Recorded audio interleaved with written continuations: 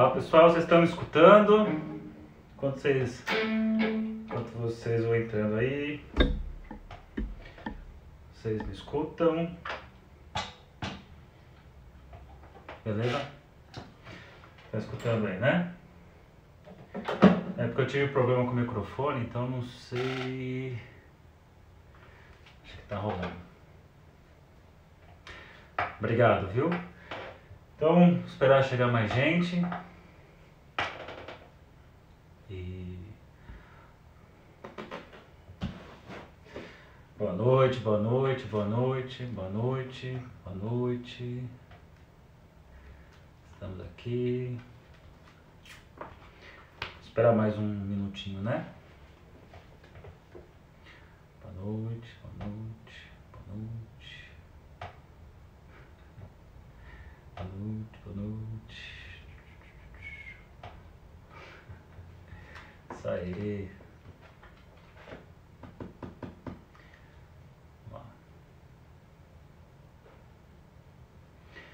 Bom. Só lembrando então que a gente está aqui no Deformação Lacaniana, Deformação Psicanalítica. O intuito não é formar ninguém, mas é trazer um pouco de como eu leio Lacan, né?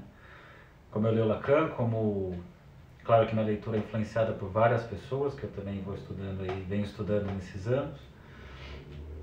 E só lembrando então que ao longo da live, que ela tem 50 minutos, eu não vou ficar interagindo, respondendo. Primeiro que eu não enxergo direito, porque a letra fica muito pequenininha, né? E acho que segundo que fica um pouco, acho que atrapalha a fluidez, né? Então tem gente que reclama, não fica respondendo, não sei o quê. Por conta disso, a ideia foi fazer aquilo, né? Que é no Instagram, ou melhor, no WhatsApp, tem lá o grupo, o Deformação, em que a gente vai, né, fica aberto ali, o pessoal pode ir comentando ao longo da live, fazendo perguntas, colocando contribuições, dúvidas, essas coisas todas, né? E aí depois, quando acaba a live, eu fico uma horinha respondendo, né? Só que o WhatsApp tem algumas limitações, né, de pessoas, então você consegue ter lá um grupo de 250 e pouco, e aí acabou que encheu o grupo, eu montei o outro, o grupo tá pequenininho, então fica meio que desmontado, né? Pode entrar no grupo do WhatsApp. O que eu sugiro, assim, baixe o Telegram, né? E é igual o WhatsApp, baixa o Telegram, você tem meu contato, você manda um oi pra mim, fala, me adiciona no grupo de formação. Porque o Telegram é mais legal porque você pode adicionar ali mais de, sei lá, acho que 10 mil pessoas num grupo. Não vai chegar nisso, é óbvio, né? Mas também não precisa ficar picotando os grupos assim, né? Então, acho que é isso, acho que a gente já pode entrar. Temos aí uma quantidade bacana de pessoas na sala. Então estamos aqui no seminário 1, né? A gente trabalhou no primeiro encontro. Trabalhamos, falar um pouco da localização, né? Como é que o seminário, a estrutura do seminário, o que chama de seminário, né? Diferente dos escritos. A abertura do seminário, que ele faz alguns comentários, né? Sobre o que vai ser esse seminário aqui, né? E aí chegamos então ao capítulo 1, chamado Introdução aos Comentários sobre os Escritos Técnicos de Freud. Né? E na nossa primeira aula, ou anterior, nós falamos do tópico A e o tópico B, e vamos dar continuidade a isso. Se tudo der certo, quando acabar a live, eu aperto o botão certo ali, e aí eu salvo e depois eu posto no YouTube. E se der errado, alguém me salva, como aconteceu da última vez, que eu não apertei o botãozinho mas uma pessoa que está assistindo salvou e me salvou. Obrigado, viu? Então aqui, peguem aí o livro, vocês estão com o livro provavelmente, vamos para o tópico 3, no capítulo 1. E lembrando que nós vamos ficar lendo, estudando esse seminário aqui por muito tempo, né? Por isso que eu sei que vai começar com um monte de gente, mas já vai caindo, porque quem vai ter paciência de ficar lendo um livro inteiro desse? Só para finalizar um raciocínio, porque ele introduz o que vai falar no tópico 3, ele veio dizendo assim, ó, só para dar uma pincelada para vocês retomarem. Ele vai falar os comentários escritos técnicos, lembrando que o Lacan ele faz um retorno a Freud, porque ele vai dizer que a psicanálise pós-freudiana acaba se afastando do sentido dado por Freud, né, o sentido da psicanálise inicial de Freud, que é uma psicanálise, entre outras coisas, divertida, né? Uma psicanálise que tem lá o tal do umbigo do sonho, indizível, que depois vai desaparecendo com o tempo, enfim. Lacan faz esse retorno, e esse livro é muito uma crítica em relação aos pós-freudianos, nós vamos entender por quê. Né? Então ele vai colocar aqui, fala um pouco dos escritos técnicos do Freud, vai dizer que o Freud sempre falou de técnica, desde o começo da sua obra até o final da sua obra, é sempre falando da técnica, né? É que você tem um período ali que de fato são os escritos técnicos, tipo recordar, repetir, elaborar, recomendações para o jovem, blá blá blá. Então você tem ali textos que são pensados diretamente nisso, mas se você pegar a obra do Freud inteiro, sempre está falando de técnica. Então ele está dizendo sobre isso. Então, no certo sentido, o Freud nunca deixou de falar de técnica, mesmo nos trabalhos finais, quase o testamento do Freud, ele vai colocar a análise terminável e interminável também, está ali a questão da técnica, enfim. Uma pergunta que ele coloca, assim, o que fazemos quando fazemos análise, né? Uma pergunta difícil, né? Se a gente perguntar assim, você é um psicanalista, mas o que você faz? Como é que você... A Gladys está até ali, ó. Como é que você explica, né, Gladys? De uma forma bem simples, didática e direta para uma pessoa leiga entender o que é a psicanálise, né? Então, como é que você... E ainda assim, quando você fala da psicanálise, como é que se faz isso? E é interessante que ele vai dizer que existe uma grande confusão, assim, tem uma babel que mesmo entre os psicanalistas não existe um consenso, a psicanálise é isso, aquilo, aquilo outro. Né? Então, uma coisa que ele vai trazer então como crítica é a questão da inter-relação, né, do Two Bodies Psychology, do Hickman, né, uma ideia, melhor, o Ballinger diz isso, o Hickman também compactua com ele, é uma tendência muito comum da escola britânica de psicanálise, né, a questão das relações objetais, então você tem ali duas pessoas, essa relação, enfim. Então ele vai colocar, você tem então essa questão desses dois lados, você tem então a ideia de o ego do bebê ligado ao ego materno, você tem a ideia então de que a contratransferência é algo que pode ser utilizado na clínica, né, uma coisa necessária para entender meio que quase o estado interno do paciente, falando uma psicanalista, enfim, são as coisas que o Lacan ele se incomoda e aí ele chega num ponto, que é o ponto que eu queria falar só para esquentar o motor pra gente, que ele fala assim, né, ó, lá 2 parágrafos antes de chegar no tópico 3, em que ele fala o seguinte: por enquanto não posso lhe dizer mais sobre isso, ainda que para aqueles que são aqui frequentadores desse seminário, deve-se entender que não há uma Two Bodies Psychology sem que intervenha um terceiro elemento. Então veja que ele está dizendo assim, não é que eu tenho algo contra a questão do Two Body, né? Não tem nada contra essa questão dessa relação a dois. O ponto é você não incluir a dimensão do terceiro na história. Então isso é uma coisa que a gente tem debatido muito nos grupos de estudo que eu tenho, os presenciais, dessa questão, né? Porque ali a gente traz questões de pacientes, você vê que a questão parece estar muito mais voltada para a relação com a mãe, né? A questão materna, mas ainda assim o Lacan fala, mas isso tem que ser pensado dentro de uma tríade, né? Dentro de um triângulo. E vai dizer assim, se a gente for pensar o triângulo ABC, você vai ter as problemáticas AB, AB, AC e BC. Né? Então você tem lá o triângulo, mas tem a problemática aqui, essa problemática aqui, essa problemática aqui. Então ainda que eu estou falando de duas pessoas, ainda que eu fale de problemas mais primitivos, de acordo com principalmente a Escola Britânica de Psicanálise, eu preciso sempre pensar dentro do raciocínio triádico. Essa é a proposta que o Lacan está fazendo para a gente. Então ele está dizendo aqui, ó, se a palavra é tomada como ela deve ser, como ponto central da perspectiva, é numa relação A3 e não numa relação A2 que você deve formular na sua completude a experiência analítica. Então a experiência analítica é uma relação A3. Vem aquelas críticas do tipo, mas não é mais a mesma sociedade da época do Freud, você tem agora não é mais a família patriarcal, em que o pai lá encabeçava, era o agente da lei, o representante da lei, enfim.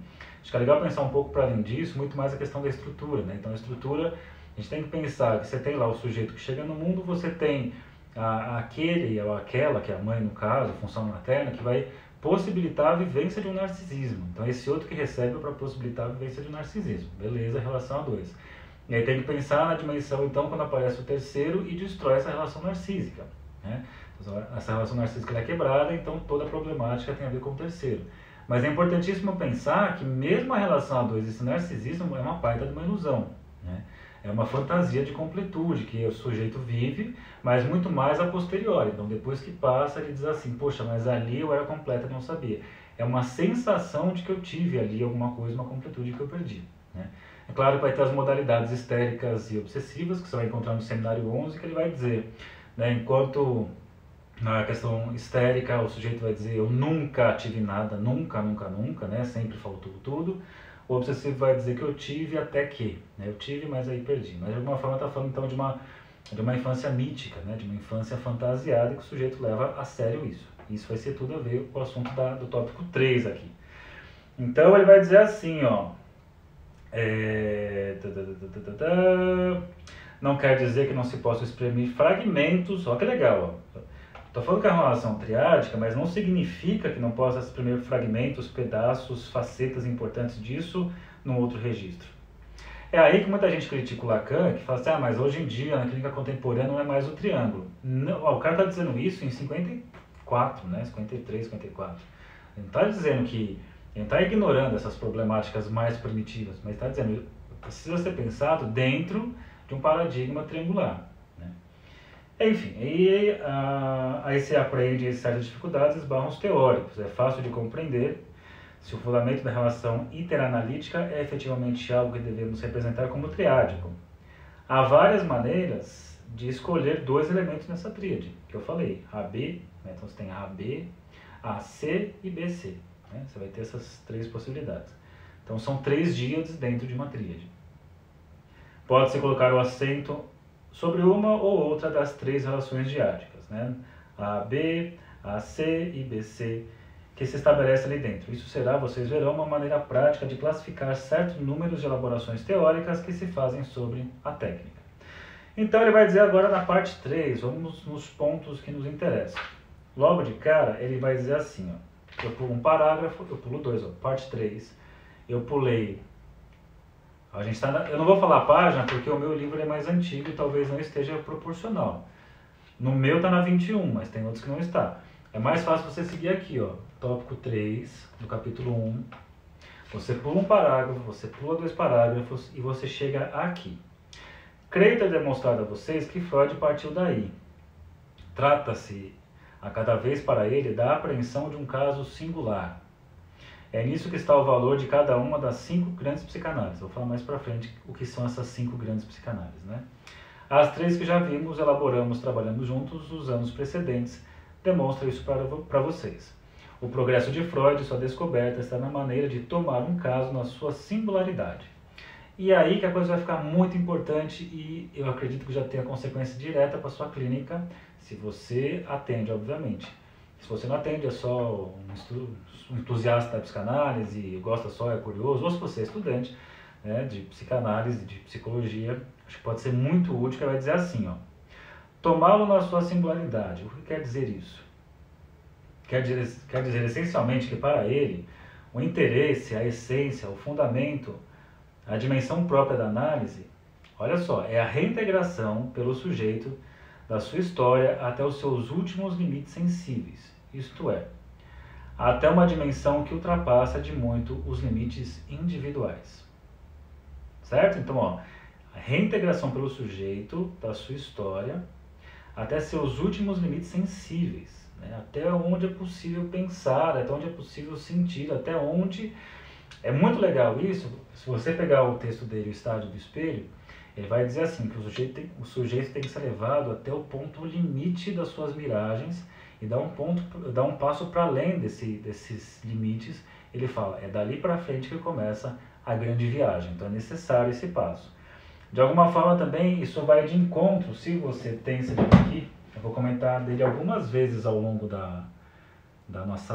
nosso grupo aqui, da nossa leitura, a interpretação dos sonhos. O Freud traz um conceito que é muito esquecido aqui, que é o tal do umbigo dos sonhos, né? O umbigo dos sonhos, ele vai dizer, você interpreta, mas chega uma hora que não tem mais uma interpretagem, não tem mais, né? Você chegou no umbigo, ali é o buraco sem fim, né? O buraco do real, a própria pulsão, etc e tal. Mas um ponto legal de se pensar assim, mas quem define ou o que é o umbigo do sonho? Né? Talvez quando se desista de continuar elaborando sobre aquilo, né? Que é um ponto que o Coutinho Jorge comenta. Vou falar muito do Coutinho Jorge, que tenho grande admiração pelo jeito que ele pensa e transmite a psicanálise. que ele vai dizer assim, é que nem um artista, né? O artista, quando é que o artista diz assim, acabou, né? Quando finalizou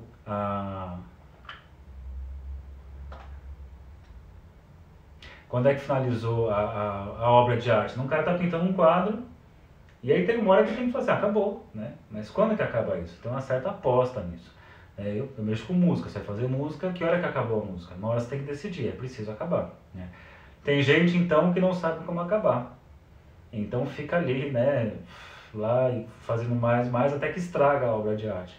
E tem pessoas que, inclusive, por não saber como acabar, preferem nem começar. Então, até inclusive, a gente pode pensar que são os tempos neuróticos, né? Enquanto você finalizar, é isso, minha obra, na neurose tem aí um atraso e um adianto que nunca chega na hora certa. Pode pensar dessa maneira.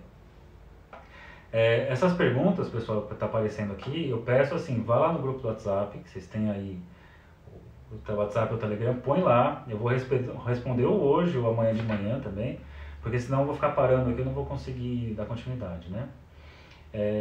Por exemplo, a tríade é um paradigma, então preciso tocar um pouco a questão do que a gente chama de paradigma, a tríade, o paradigma psicanalítico é o Édipo, você vai ter contestações, né? Você tem, por exemplo, o pessoal do Centro Winnicott, o Loparic, que vai dizer que existe um novo paradigma em psicanálise, que é o bebê no colo da mãe, enfim, não vou entrar aqui agora.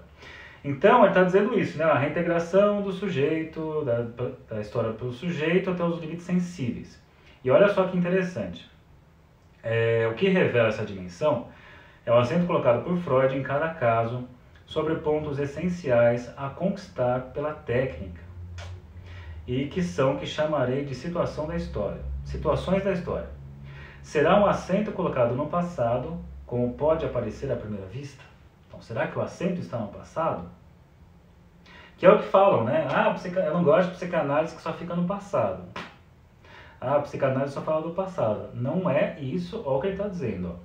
Mostrei a vocês que não era tão simples assim. Não se trata de passado simplesmente. A história não é o passado. A história é o passado na medida em que é historiado no presente. Historiado no presente porque foi vivido no passado. Certo? Então, até aqui, ó, deixa eu ver se eu acho. Eu não sei se eu marquei. Mas se você pegar a interpretação dos sonhos,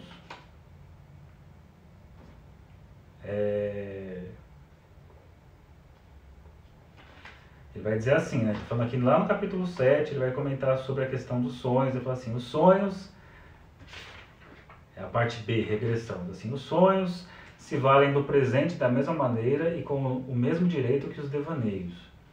O presente é o tempo em que os desejos se representam como realizados, né? Então, a questão, por mais que a gente fale ali do desejo, o desejo ser sempre um desejo sexual e infantil, esse desejo precisa ser atualizado porque é o desejo no presente. Da mesma forma, não é a história passada do sujeito simplesmente, mas a história, né, o passado que é historiado no presente. No presente porque foi vivido no passado. Então, vamos tentar entender o que ele quer dizer com isso. O caminho da restituição da história do sujeito toma a forma de uma procura da restituição do passado. E aí uma dica importantíssima para a gente, essa restituição, deve ser considerada como o ponto de mira visado pelas vias da técnica. Então a restituição do passado deve ser considerada como o ponto de mira visado pelas vias da técnica. Certo. Aí caminhando mais um pouco, ele vai dizer assim... Aí eu vou pular um parágrafo, 2, 3. Ele vai comentar assim, ó. Para sustentar o que estou dizendo, só preciso evocar um artigo que ele publicou, né, que são Reconstruções em Análise, onde se trata ainda e sempre da reconstrução da história do sujeito. Reconstrução. Não se pode ver exemplo mais característico da persistência desse ponto de vista do começo ao fim da obra de Freud. Por que a gente pode pensar do começo ao fim? Volto a falar aqui, se você pega a interpretação dos sonhos, não vou ler esse livro que é muito grande, leia pelo menos o capítulo 7, que é o capítulo assim, clássico dos clássicos do clássico, da psicanálise, em que ele vai trazer assim, né, o paciente lembra de um fragmento do sonho, um detalhe ou outro. O que importa, né, é justamente como é que ele vai reconstruir a partir desses fragmentos. Até pode, uma pergunta que ele coloca, né, do tipo, será que aquilo que o paciente se lembra é exatamente aquilo que ele sonhou? E o Freud vai dizer, pouco importa isso, o que importa são as reconstruções, né? Como é que ele vai pegando então essa arqueologia, esses pedaços de sonho, esses pedaços, esses restos de passado, como é que ele vai amarrar tudo isso para então montar um passado consistente na história. Então é mais disso que se trata. E ele vai caminhando aqui, ó que legal. Esse artigo é como que o extrato aponta a última palavra daquilo que é colocado em jogo o tempo todo numa obra tão central quanto O Homem dos Lobos. Então você vai encontrar isso na Interpretação dos Sonhos, você vai encontrar isso no Homem dos Lobos, na Interpretação dos Sonhos, 1900, Homem dos Lobos, 1900 e sei lá o que. Já mais para frente, mas não é tão para frente quanto Reconstruções e Análise. Deixa eu ver aqui, Homem dos Lobos, que ano que é? Vamos achar aqui, Homem dos Lobos, Freud. Vamos ver se eu acho o ano. Eu não vou achar o ano. Se alguém achar aí o ano, me fale o ano. Só vou ficar perdendo tempo ali. Então, ele vai dizer assim, então, O Homem dos Lobos, qual o valor do que é reconstruído do passado do sujeito? Eu sei que você, 1919, obrigado, viu? Valeu, 1919. 1909 ou 19? Eu acho que é 9. Ou ele é 9 é relance, não sei. Então não sei se é 9 ou 19. Mas o que é legal colocar aqui é o seguinte, o Freud ele recebe uma crítica muito grande por conta da inferência que ele faz a uma cena que o paciente dele, né, teria visto quando tinha lá 1 ano e meio de idade. Né? 19, então tá, 1919. Fechamos Homem dos Lobos, 1919.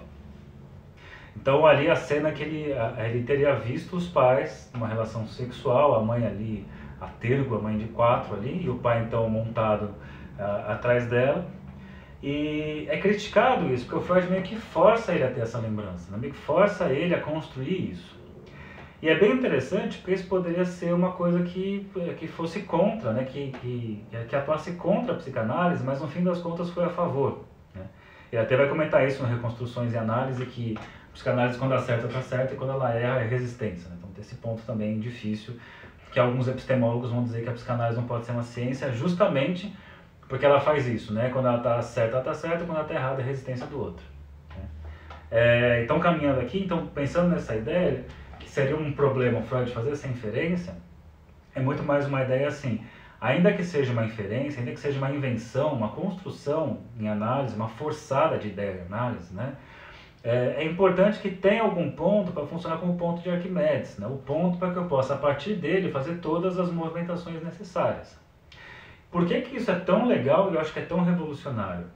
Porque as pessoas que chegam no nosso consultório, elas vão contar histórias da vida dela, né? As histórias da sua infância, e não necessariamente as coisas aconteceram daquela forma. E na verdade não importa se aconteceu daquela forma.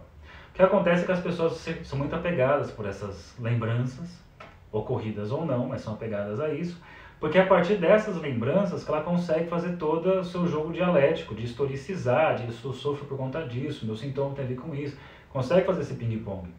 O que é muito legal de se pensar é que várias abordagens, eu vejo isso na TCC, porque ela usa muita coisa de psicanálise, lembrando que o Aaron Beck vem da psicanálise, e algumas psicanálises usam essa cena inicial, essa cena 1, como sendo de fato uma cena, né? A cena que aconteceu efetivamente.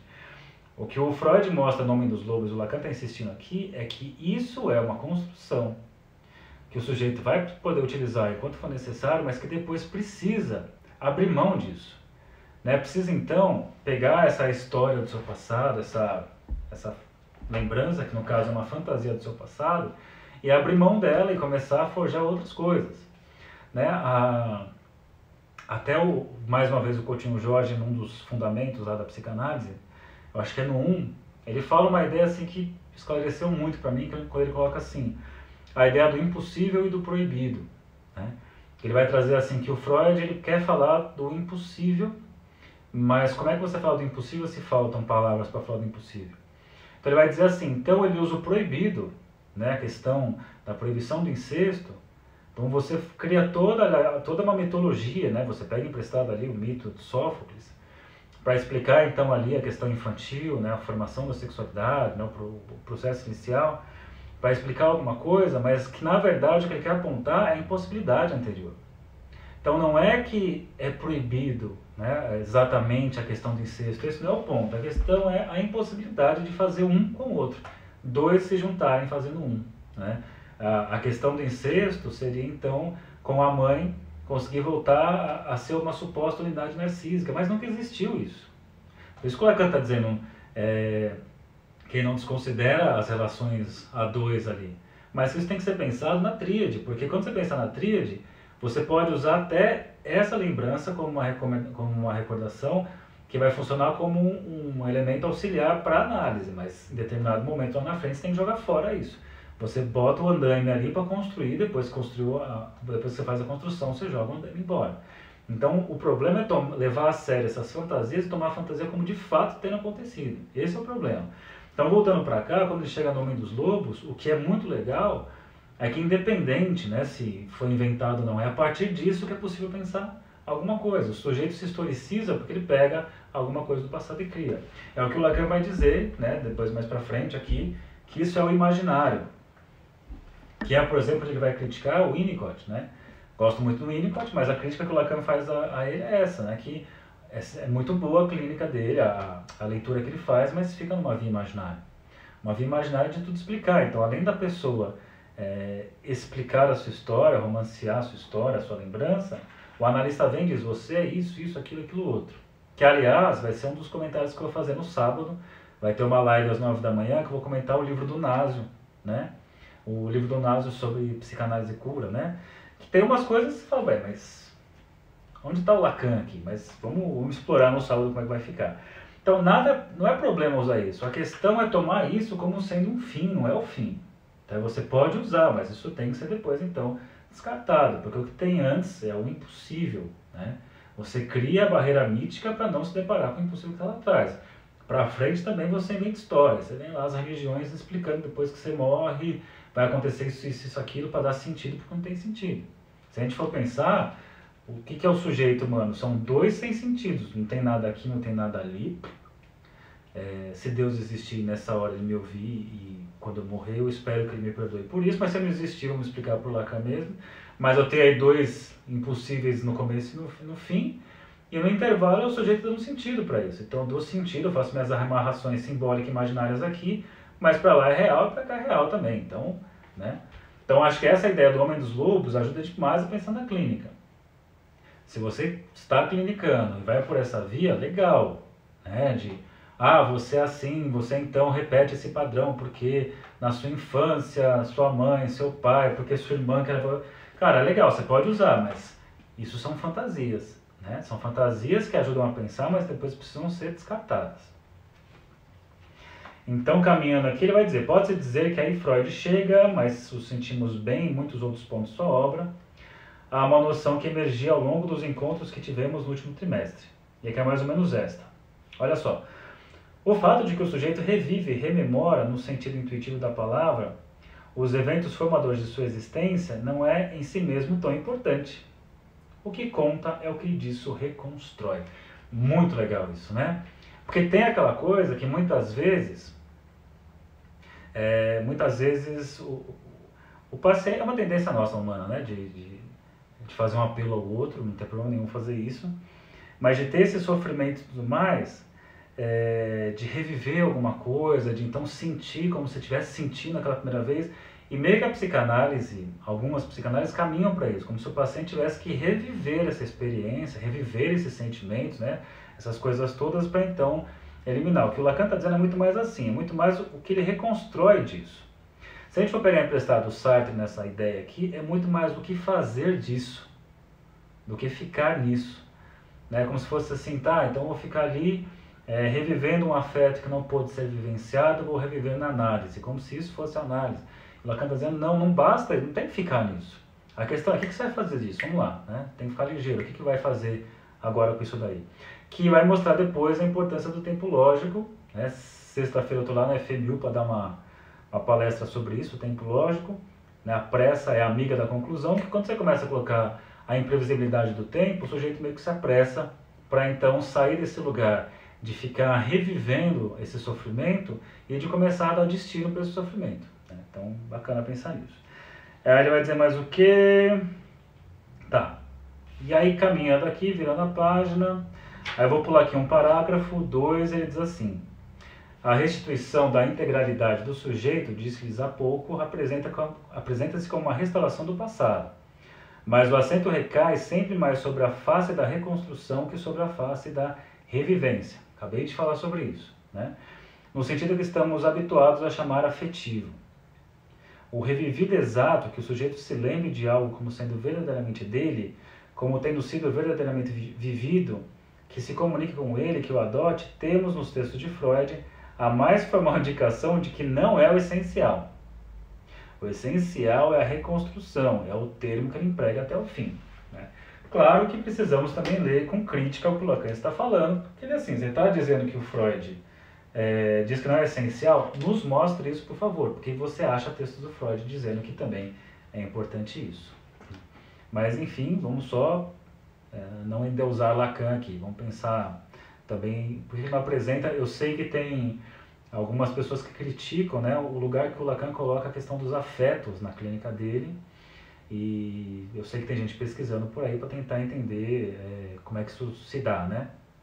Enfim, tudo bem que tem gente que vai pegar o cenário 10 para dizer que a angústia é o único afeto que não engana, blá, blá, blá, essas coisas todas, mas é preciso dizer onde está escrito, né?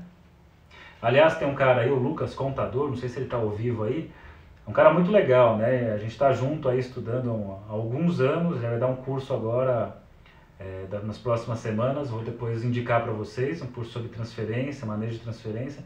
Ele está muito nessa vibe aí das imposturas, né? De falar coisas, o Lacan disse, fala assim, tá, mas onde está? O Freud disse aonde? A gente precisa começar a ter esse exercício de dizer, mas disse aonde? Porque senão a gente começa a papagaiar uma série de coisas sem saber exatamente onde está. Ele está aí, ó, psicanálise de bolso. É isso aí, Lucas, depois eu vou divulgar seu curso, obrigado, viu? Então, caminhando aqui, aí, ó, olha que interessantíssimo, aí é algo absolutamente notável, que seria paradoxal, se para ceder a isso não tivéssemos a percepção do sentido que isso pode ter no registro da palavra, que eu procuro aqui promover como sendo necessária a compreensão da nossa experiência. Olha só, hein? Direi, afinal de contas, o de que se trata é menos lembrar do que reescrever a história. Você quer fazer uma tatuagem? Olha que tatuagem legal escrever isso, ó. Se trata menos lembrar do que reescrever a história. É isso, né? Por isso que nessa hora eu faço aquela provocação, que eu acho que a psicanálise não é voltada para o passado, e sim para o futuro, né? Em Slayer, né? Invenção de futuro, vamos caminhar para o futuro.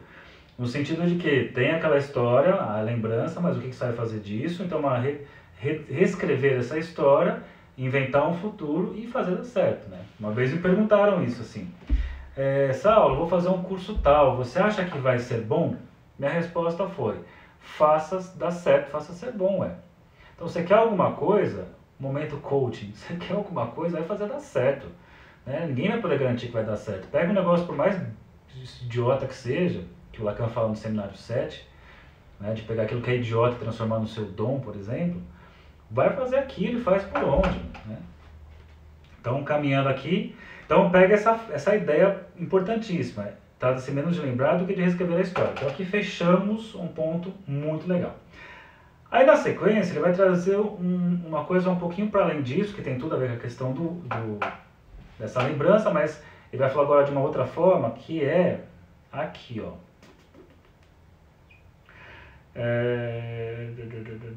Ele vai dizer assim, parte 4, primeiro, segundo, terceiro, quarto, quinto parágrafo. Que ele diz assim, como é que a prática foi instituída por Freud? Como é que a prática que foi instituída por Freud chegou a se transformar no manejo da relação analista-analisado, no sentido que acabo de lhes dizer? É a questão fundamental que reencontraremos no curso do estudo que tentamos. Essa transformação é devida à maneira pela qual foram acolhidas, adotadas, manejadas as noções que Freud introduziu no período imediatamente ulterior ao dos escritos técnicos, a saber, as 3 instâncias. Ali nas 3 instâncias, 1923 id, ego e superego, a coisa começa a se afastar cada vez mais, Lacan está dizendo, da proposta freudiana inicial. Das três, a que ganhou a primeira importância foi o ego. É em torno da concepção do ego que gira desde então todo o desenvolvimento da técnica analítica. E aí que é preciso situar a causa de todas as dificuldades que a elaboração teórica desse desenvolvimento prático coloca. Então ele está dizendo mais ou menos assim, né? Ó, a partir da segunda tópica, você teve meio que uma migrada da galera para pensar a questão em termos de ego como centro de tudo, o conflito de forças do id e o superego e a realidade externa, e o ego lançando mão de mecanismos de defesa para conseguir dar conta, né, para conseguir se manter integrado e coeso, para manter o equilíbrio daquilo, ok? O problema é que a partir daí começou a se pensar que é a partir da estruturação egóica que eu vou avaliar a partir dessa dinâmica, né, de forças, que então a estruturação egóica vai se configurar, e meio que começou a caminhar para uma psicanálise, meio que adaptativa, né? A pessoa então menos adaptada tinha esse ego mais fragilizado, o objetivo da análise era fortalecer esse ego, então essa pessoa estaria mais adaptada. E aí você começa a fugir completamente da proposta inicial do Freud, porque se tem alguma coisa que a psicanálise propõe é desadaptar as pessoas, né? Já me chamaram, uma vez eu fui, depois eu parei de ir porque não dá, né? Não dá porque a proposta é outra. Devo fazer uma palestra motivacional com o pessoal. E não dá, né? Eu sou mais desmotivacional, assim, porque acho que por essa via, né, da adaptação, de se encaixar, de ser produtivo, acho que é um porre, né? Acho que é um perigo por aí. A ideia é muito mais assim, não vou fazer nada disso, não quero fazer, né? A ideia é tipo ser um gato, né? Acho que o gato é um ótimo exemplo disso, né? O gato, ele pede carinho, aí você vai dar e não quer, sai, fica nessa coisa. Enfim, eu acho muito legal pensar nisso, porque daí você vai ter livros como esse, por exemplo, Psiquiatria Psicodinâmica, do Gabbard, que é um livro muito legal, sempre indico, né? Para quem quer começar na clínica, pô, aqui ele explica, faz isso, né? Psicanálise, eu acho que é uma outra via, que é uma psicodinâmica, mas ele coloca assim, ó. Ele vai colocar as várias escolas da psicanálise e coloca a psicologia do ego e o Freud na psicologia do ego.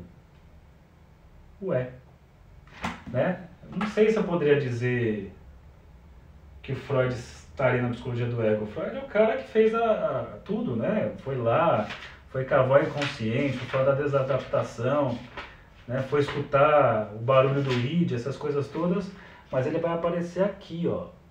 Não sei se dá para enxergar, mas ele vai aparecer. E eu não concordo muito, né? Acho que é mais pela via da desadaptação. Aí caminhando aqui, ele vai dizer algumas coisas, vou começar a acelerar aqui, antes que o tempo estoure, que ele vai dizer assim, ó.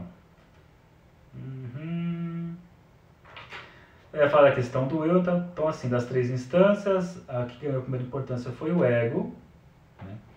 Precisamos falar mais para frente se eu e ego a gente vai distinguir, né, se trata da mesma coisa ou não.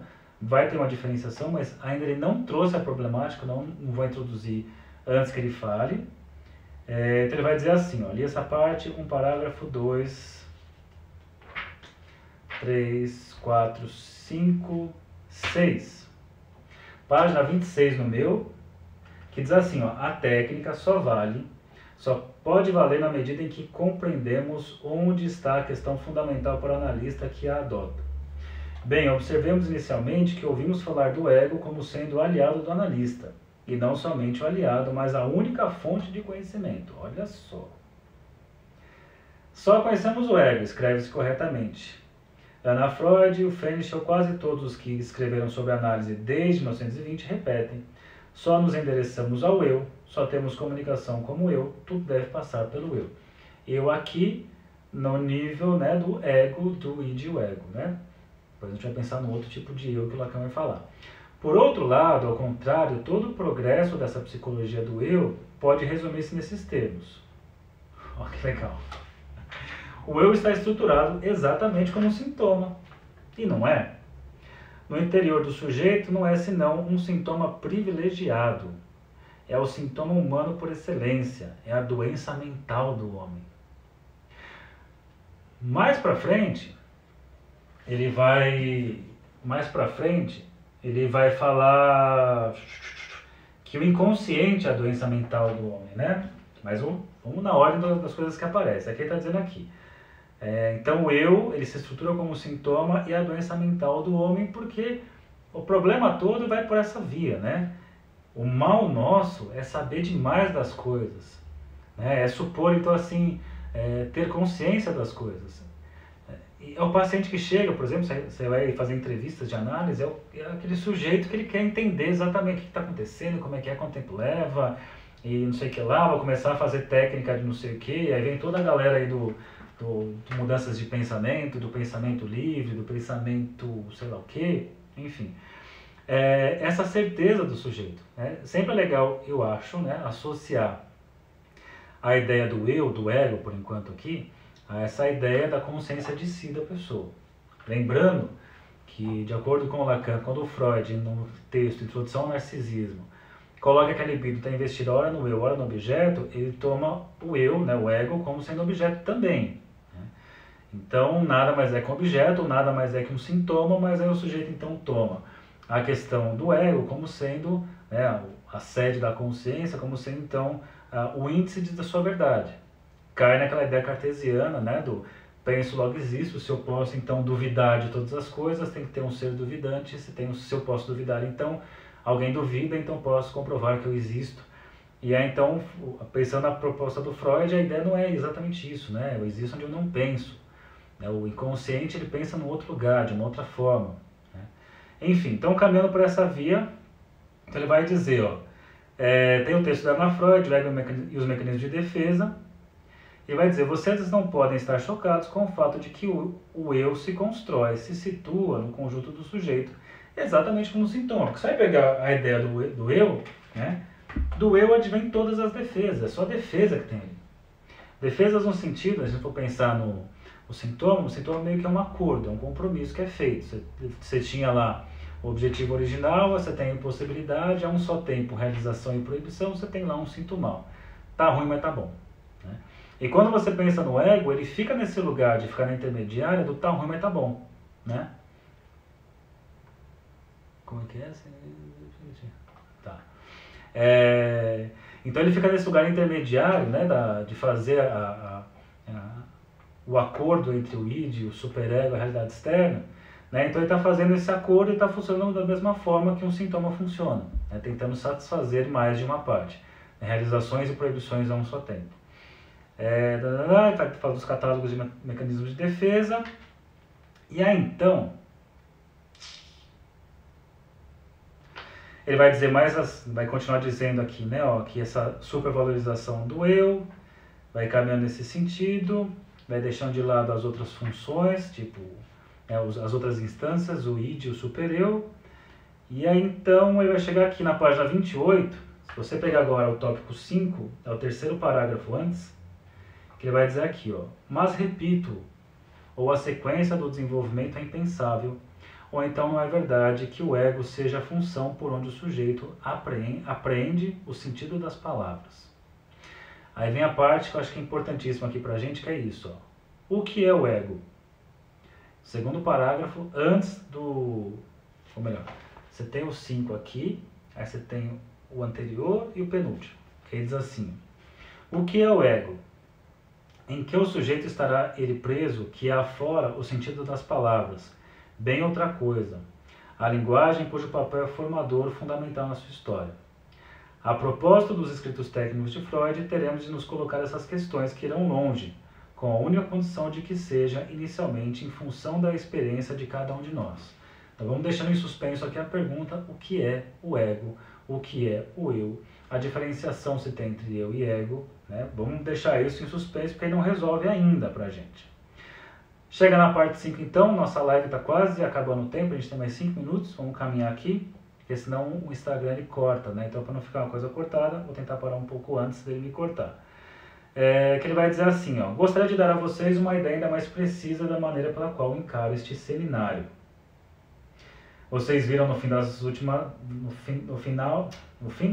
aulas que lhes dei, o esboço de uma leitura do que se pode chamar o mito psicanalítico. Essa leitura vai no sentido não tanto de criticá-lo, quanto de medir a amplitude da realidade com a qual ele se afronta e a qual dá a sua resposta mítica. Bem, o problema é mais limitado, mas muito mais urgente quando se trata da técnica. Vamos ver a questão da técnica aqui, ó. Com efeito, quem está falando da técnica, a técnica está no começo do capítulo. A técnica está no começo, no meio e no fim da análise. Isso tudo é questão da técnica, mas que técnica que é essa que está se falando? A técnica, então, de trabalhar nessa via do Two Bodies Psychology, ao invés do triângulo. A técnica de fazer aliança com o ego. A técnica de tomar, então, né, o ego como a medida do sujeito, né, a integração mais estruturada, menos estruturada para definir quem é o sujeito. Então, a técnica que vai por essa via, a técnica que dá crédito total às fantasias, às lembranças, sem tomar como fantasias, né, a técnica que pensa muito mais na revivência dos afetos, ao invés de reconstrução, de invenção de futuro, essas coisas por essa via que ele está dizendo. Ele está aqui, ó, com efeito, é sobre a crítica da nossa própria disciplina que fica o exame que temos a fazer de tudo que é da ordem da nossa técnica. Se é preciso distinguir os atos e os comportamentos do sujeito daquilo que sobre isso ele vem nos dizer na sessão, então distinguir os atos e comportamentos do sujeito daquilo que ele diz na sessão, então são coisas diferentes. Ele vai dizer, direi que os nossos comportamentos concretos na sessão analítica estão igualmente distantes da elaboração teórica que fazemos sobre eles. Pois é, né? Fala-se uma coisa e faz-se outra na prática. Aí ele vai dizer, ó, comenta da Melanie Klein, né? Que ele põe aqui, ó, o absurdo fundamental do comportamento interhumano só é compreensível em função desse sistema, como denominou de forma feliz Melanie Klein, sem saber o que dizia, como é de hábito. Né? Que se chama o eu humano, a saber. O que é o eu humano? Essa série de defesas, de negações, de barragens, de inibições, de fantasias fundamentais que orientam e dirigem o sujeito. Se o eu é tudo isso, ele vai dizer o seguinte: por que nos permitimos efetivamente, como a análise nos revelou, que nós nos permitimos as coisas sem o saber, fazer intervir o nosso ego na análise? Veja que está chegando na ideia da contratransferência, que o meu ego entra, o meu ego na aliança com o ego do paciente. Aquela pergunta que eu já fiz, assim, quem esse analista acha que é para emprestar o seu ego para o ego do paciente? Né? Você deve conhecer psicanalistas de perto, né? Imagine psicólogos de perto. Eles têm ego para emprestar para os outros, e o ego, o que é o ego no fim das contas? Né? Se não é um grande sintoma, como diz o Lacan. Então ele está dizendo isso, ó, para finalizar a nossa live. Porque nos permitimos efetivamente, como a análise nos revelou, que nós nos permitimos as coisas sem o saber. Então, por que nos permitimos efetivamente fazer intervir o nosso ego na análise? Né? Já que se sustenta, não é uma pergunta, eu li errado. Por que nos permitimos efetivamente fazer intervir o nosso ego na análise? Já que se sustenta que se trata de obter uma readaptação do paciente ao real. Seria preciso pelo menos saber se o ego do analista que dá a medida do real. Aí acho que é uma distinção muito legal, eu recomendo quem quiser saber mais disso, lá no meu curso Lacan do Zero, tem uma das aulas que é Real e Realidade, onde o analista onde o analista deve intervir, né? Então quando você fala da realidade, é como se fosse o indizível nomeado. Então aquilo que nós nomeamos, que sabemos, que falamos, que pensamos e que somos, é a nossa realidade. Tem a minha realidade, a realidade dos meus amigos, da minha família, esse conjunto de realidade forma a realidade social, humana, etc. Para além da realidade tem os indizíveis, né? Tem aquilo que está para fora das nomeações, fora da experiência de um sujeito, é aquilo que chama de real. Quando você pensa na ideia dessa abordagem do ego e ego, o analista entra com a realidade dele e coloca a realidade dele como sendo mais saudável, porque ele é analisado. Então, essa realidade dele, por ser mais saudável, ou a realidade dos manuais, do DSM-5, né? A realidade está descrita nos manuais, o que é a saúde, né? A saúde é essa. Então, o sujeito se adaptar a essa realidade, né, seria a proposta dessa turma. O Lacan está dizendo, mas não é questão dessa realidade. A questão é levar o sujeito a se confrontar com o real. O real é o indizível, o real é o imprevisível, o real que é necessário para uma construção, né, para uma invenção de futuro, para a escrita da história, o que você vai fazer de tudo isso. Esse é o ponto. Volto então para finalizar a diferenciação do impossível e do proibido. Talvez a psicanálise lacaniana é aquela que vai caminhar para o impossível, enquanto as psicanálises, sem ser lacaniana, foram pela via do proibido freudiano, criticaram dizendo, mas não é mais assim o proibir, blá blá blá blá, e inventaram uma outra coisa paralela ao proibido. Sei lá, faltou olhar, faltou maternagem, faltou cuidado, essas coisas todas. E o Lacan foi o cara, né, que foi para fora disso. Falou assim, não, mas não é a questão do proibido, é a questão do impossível. É o impossível que está no nosso passado, é o impossível que está no futuro, é o impossível que está na complementaridade das pessoas, e é por essa via. Pessoal, deixa eu ver aqui. Não, eu vou cortar porque também está ficando tarde, deixa eu ver. O real é o não inteligível pela lógica, ele é bordeado pela lógica, né? Mas o que tem no meio, acho que é aquela coisa mais de fazer uma inferência a um buraco, né? Mas você pode tentar, sei lá. Acho que você tem que fazer acho que você, para pensar numa lógica, você teria que fazer um recorte dela, né? Para encaixar dentro de algumas medidas. A partir do momento que você faz esse recorte com essas medidas, eu não sei se ainda se considera real. Não sei. Qualquer coisa, vamos continuar esse assunto lá no WhatsApp ou no Telegram, tá bom, gente? Vou precisar encerrar aqui. Obrigado pela paciência aí, pela companhia às 11 da noite. E até a nossa próxima live.